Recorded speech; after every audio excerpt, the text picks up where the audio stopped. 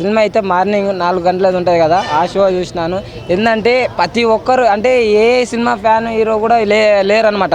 ఇంకోటి ఎన్నో ఏళ్ళ కిందట 1 గంట షో చేసిన బెనిఫిట్ షో, ఏది కూడా వేయలేదు. ఇంకోటి పండుకోకుండా నిద్రపోకుండా కూడా ఉండి షో చూడడం అంటే అసలు ప్రభాస్ అంటే కొందరు ఏం చేసినారంటే, మేము థియేటర్కి వెళ్తే ఎవరెవరు రాకుండా ఉంటారు, రాత్రి ఎవడోసారి లేని అనుకున్నా, కానీ అందరూ వచ్చిండన్న. బ్లాక్లో ఒక 50 రూపాయల టికెట్ని 3000 4000 అమ్మిండంటే ప్రభాస్ రేంజ్ ఎక్కడికో వెళ్ళిపోయింది. సినిమా పరంగా అయితే చాలా బాగుంది. ఫస్ట్ హాఫ్ కొద్దిగా ఏమన్నా ఎవరికొవరు కనిపించవచ్చు, సెకండ్ హాఫ్ మాత్రం రేంజ్లో ఉంటుంది. ఎలివేషన్ ఒక్కొక్క ఎలివేషన్ ఉంటుంది అబ్బా బ్రో, అసలు మామూలు కాదు. కేజీఎఫ్ది పనికి రాదురా బాబోయ్ అన్నట్టు ఉంటుంది. ఎలివేషన్స్ అయితే చాలా బాగున్నాయి. రవి బాస్టర్ బ్యాక్గ్రౌండ్ మ్యూజిక్ అయితే చాలా లేదు బ్రో. మీరు మళ్ళీ దీన్ని ఉగ్రము రీమేక్ ఇలాంటి కేజీఎఫ్ అయితే సంబంధం లేదు. ఇది ఫ్రెండ్షిప్ గురించి ఏంటంటే, అంటే 2 పార్ట్లు ఉన్నాయి కదా. ఫస్ట్ పార్ట్ ఏంటంటే వాళ్ళు కలిసి ఉండే దాని గురించి అనమాట. సెకండ్ పార్ట్ వాళ్ళు విడిపోయేది, అది ఇంటి ఇస్తారు లాస్ట్లో మనకి. వాళ్ళు ఏందనేది ఏం కథ, ప్రభాస్ ఏంది ఏం కథ అనేది, జగపత్ బాబు ఏం చేసినా మొత్తం ఉందన్నమాట. డైనోసార్కి ఏది ఉండదు, దంగలు పోయింది, బొబ్బాల్ రికార్డులు బద్దలు కొట్టేసేది, అన్న ముందర ఏవి సున్ననే. ప్రభాస్ అన్న పని అయిపోయింది అనుకున్న వాళ్ళు ఈ సినిమా చూసి మాట్లాడారు. అయితే పిచ్చగా వాడేశాడు అన్న, సూపర్ ఉందన్నా, సూపర్ సూపర్.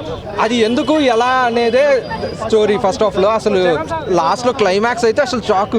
లిటరలీ అవునా అసలు what is going to happen అని లిటరలీ వెయిట్ చేయలేకపోతున్నాం. అనవసరంగా 1000 రూపాయలు బొక్క మాకి దళిద్రం.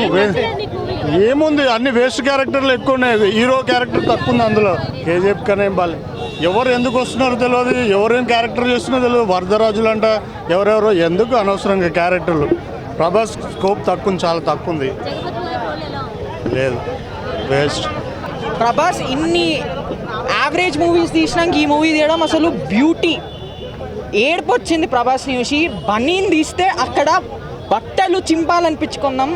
అసలు sexy beautiful movie. Prabhas was too good.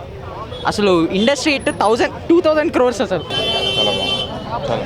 Salaar solid ఒకటే వాడు. అదే బాగా చేశారు Jagapathi Babu. Always it's a feast to watch him on the set కదా. So good. ఇంకా ప్రభాస్ అయితే every cutout of his obviously ఇది చాలా పెద్ద హిట్ తనకి. అండ్ ఇప్పుడు రీసెంట్ టైమ్స్లో ప్రభాస్వి చాలా ఫ్లాప్ మూవీస్ కూడా ఉన్నాయి. ఇది ఒక రకంగా ఆయన కమ్బ్యాక్ మూవీ. నాకైతే ఛత్రపతి ఫీల్ వచ్చింది. 10కి 100,000 I don't know, more than. బాగుందండి, వెరీ నైస్. అందరు యాక్టింగ్ బాగుంది. బ్యాక్గ్రౌండ్ మ్యూజిక్ అంతా చాలా బాగుంది. బాగుంది, చాలా బాగుంది.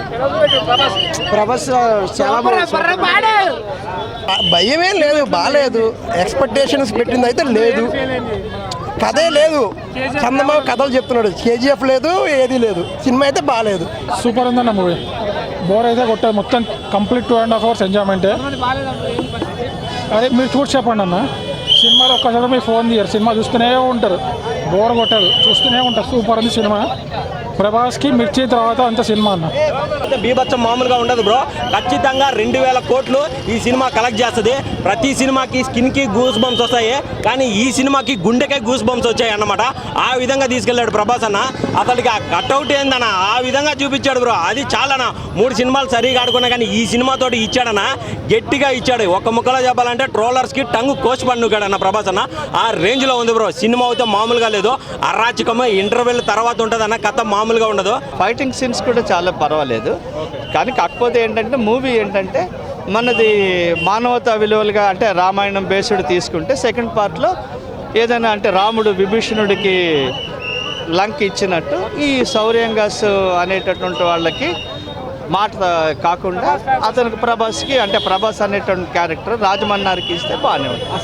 ఆర్మీ బాగానే ఉంది, చాలా బాగుంది. కాకపోతే ఏంటంటే ఆది పురుషు సినిమాలాగా బొమ్మలు పెట్టకుండా మనుషులతో చేయించారు, అంతవరకు చాలా సంతోషం. ఆది రేటింగ్ పర్వాలేదండి, అంటే ఐ మీన్ పర్వాలేదు, 4.5 వరకు ఇవ్వచ్చు. ఎలివేషన్స్ బాగుంది.